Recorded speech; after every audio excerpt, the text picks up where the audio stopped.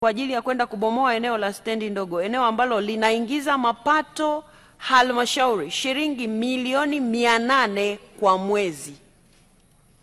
Katika taarifa uliotusomea ukurasa wa 17, Mheshimiwa Waziri, wa hii nilionayo, sijui kama na wewe ni ukurasa wa 117, unasema ujenzi huu utaleta mapinduzi ya kiuchumi kwa kuongeza mapato kutoka wastani wa shilingi milioni 850 kwa mwaka hadi takriban shilingi bilioni 1.9 kwa mwaka. Hii milioni 850 ni kwa mwezi, ambayo itakuwa inashabihiana na ya Mheshimiwa Gambo ya 800, au hii ya kwako ni kwa mwaka, lakini yeye alisema kwa mwezi. Nataka tu kujua hapo ni 800 kwa mwezi au 800 kwa mwaka. Mheshimiwa Waziri.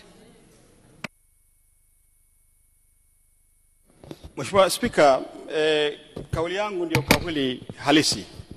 Na kwa kuwa Mheshimiwa Mbunge yeye ameonyesha kwamba kuna milioni 850 kwa mwezi, pengine anaweza kuwa na ushahidi kwa hili.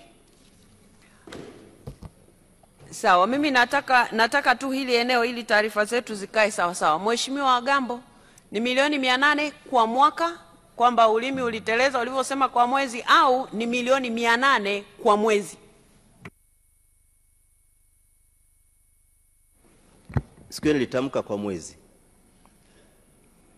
Ulitamka kwa mwezi, lakini sasa kwa taarifa aliyoitoa Mheshimiwa Waziri, na wewe unakubali kwamba ni kwa mwaka, au bado unasimamia ni kwa mwezi sio kwa mwaka? Sasa Mheshimiwa Spika, pale kuna vibanda zaidi ya 300, karibia 400, na kila kibanda kinalipa zaidi ya 200,000 kwa mwezi. Haya, hebu tufanye hiyo hesabu. Jamani, tufanye faster. Vibanda vingapi Mheshimiwa Gambo? Vinavyokadiriwa kufikia afanya tu kadirio tutajua. 360 mpaka 400. Aya, fanya 360 mara 200,000 ni ngapi? Vibanda 400 ni milioni 80. Mheshimiwa Wamomba, mtaalamu wa hesabu. Nimeweka maximum yake, amesema milioni vibanda 400. Ukiweka 400 mara 200,000 ni milioni 80. Milioni 80 na sio milioni 800. Inafika milioni 80. Inakuwa milioni 80. Ukiweka vibanda 360 mara 200,000 ni milioni 72. Haya, Mheshimiwa Gambo. Manake sasa ni kwa mwaka. Ukiangalia kwa makadirio ya 200,000 mpaka 200,500.